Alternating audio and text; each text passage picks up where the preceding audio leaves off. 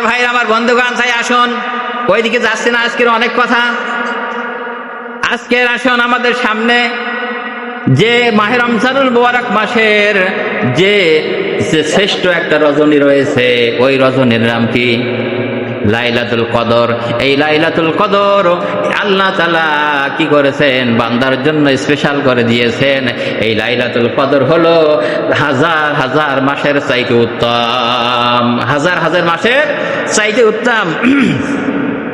আল্লাহ রাব্বুল আলামিন বলেন, ইন্না আনজালনাহু ফি লাইলাতিল কদর ওয়া মা আদরাকা মা লাইলাতুল কদর লাইলাতুল কদরি খায়রুম মিন আলফি শাহর তানাজ্জালুল মালাইকাতু ওয়ার রূহ ফিহা বিইজনি রাব্বিহিম মিন কুল্লি আমরিন সালাম সালামুন হিয়া হাত্তা মাতলাইল ফাজর। আল্লাহ রাব্বুল আলামিন সূরা কদরের ভিতরে জানাই দিলেন, ইন্না আনজালনাহু ফি লাইলাতুল কদর।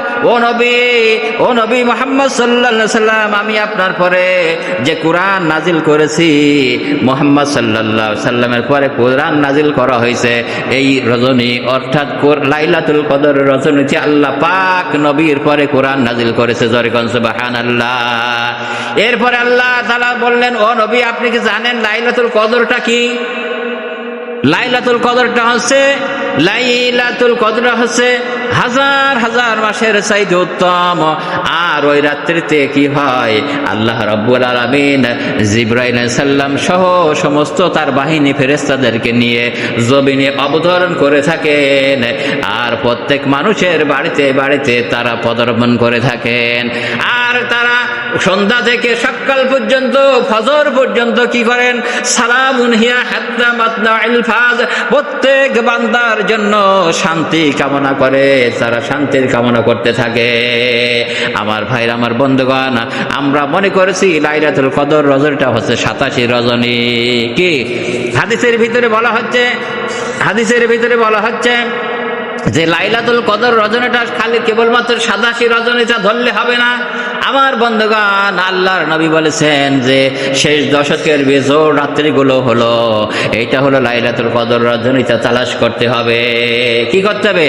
শেষ দশকের বেজোড় রাত্রিগুলো আপনি লাইলাতুল কদর তালাশ করতে হবে।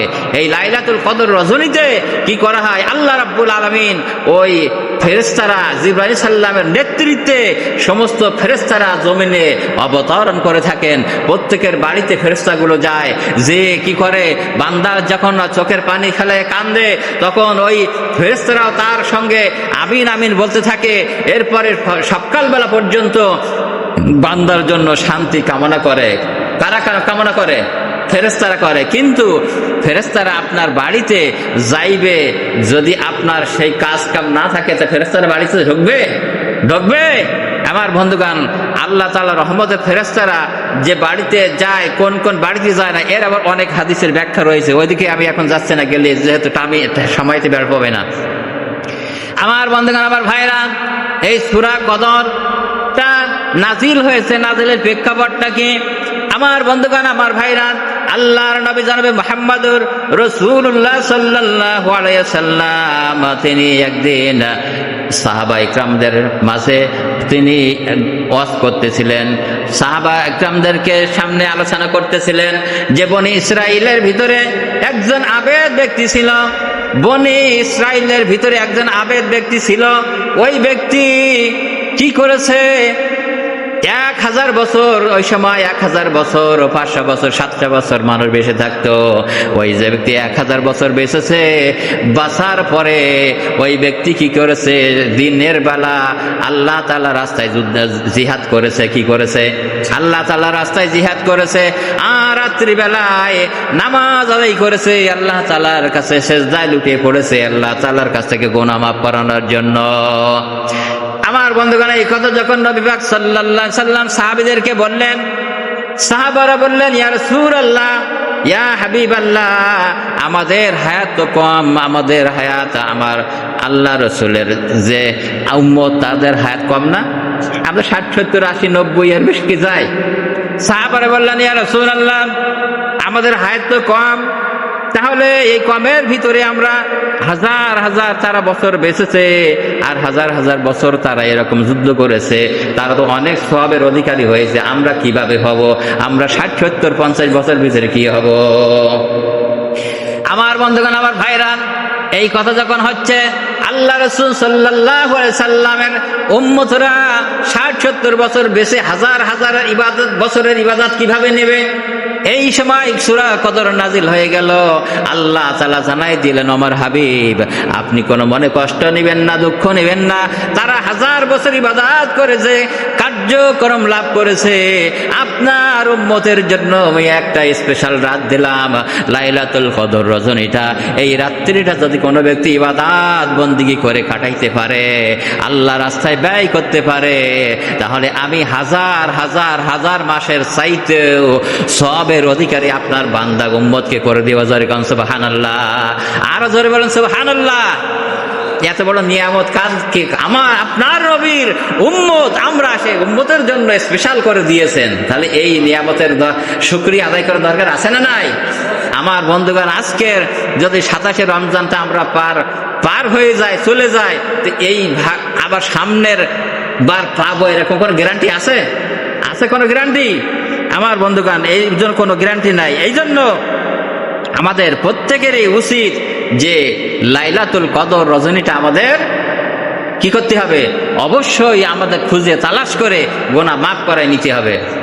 আমার ভাইরা, আমার বন্ধুগণ, এই লাইলাতুল কদর রজনীটা আল্লাহ তাআলা কুরআনুল কারীমের ভিতরে বলছেন, ইন্না আনজালনাহু ফি লাইলাতিন মুবারাকা ইন্না কুন্না মুনজিরিন।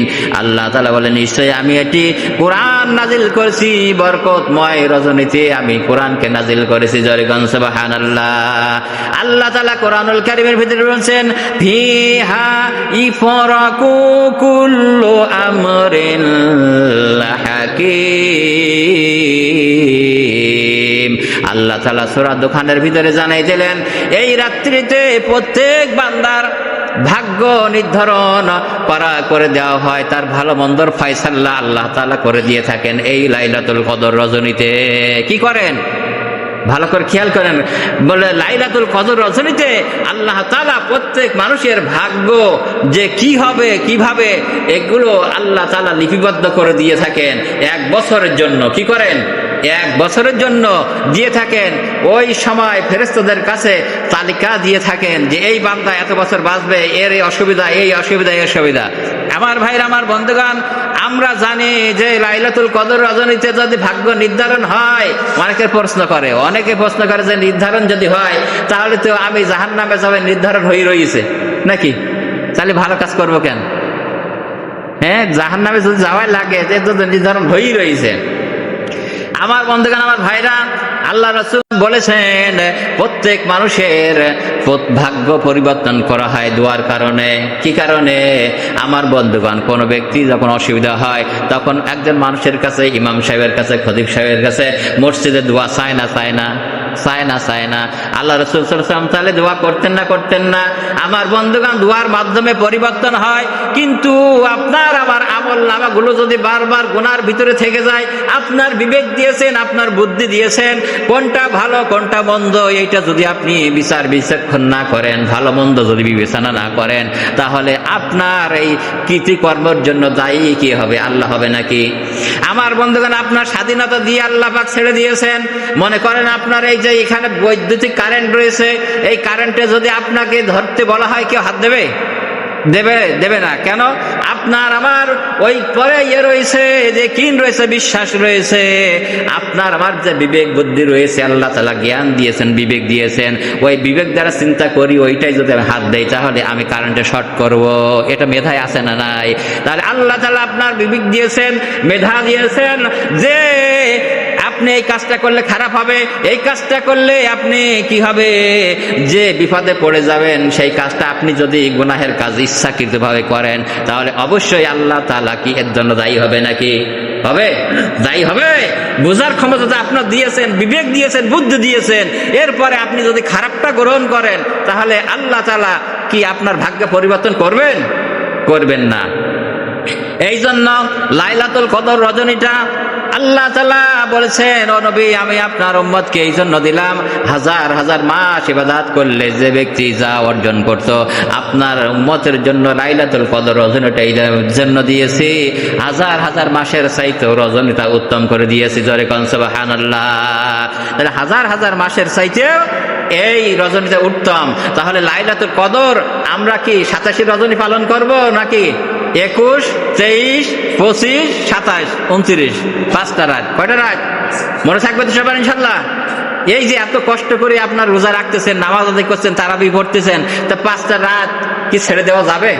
যাবে? এই 5টা রাতে কিন্তু অনেকে ব্যস্ত থাকে। কারা থাকে?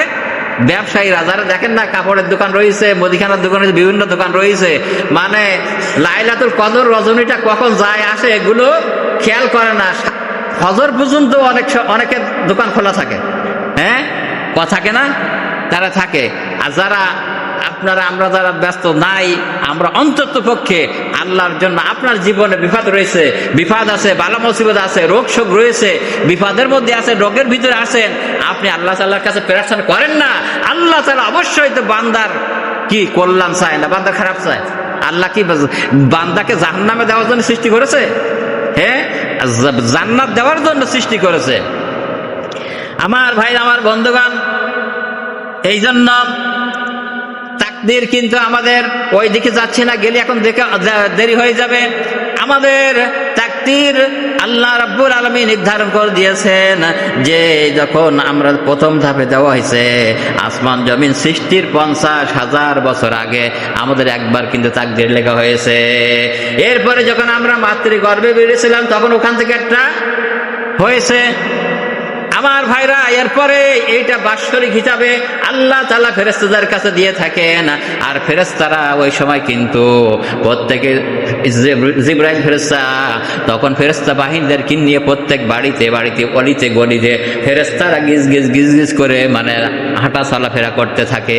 আমরা দেখি না, দেখতে পাই না, কিন্তু ওই রজনীতে অসংখ্য ফেরেশতা প্রত্যেক গলিতে গলিতে বান্দার জন্য সালামুন হিয়া হাত্তা মাতনাইল ফজর, ফজর পর্যন্ত সালাম বিনিময় করে, মুসাফা করে, শান্তি কামনা করে। আর আপনি আর আমি ওই সময় যেয়ে নাফরমানি করি, আল্লাহর ইবাদত থেকে আমরা গাফেল থাকি, আল্লাহর হুকুম অমান্য করে চলি, তাহলে আর ফেরেশতাকে খুশি হবে?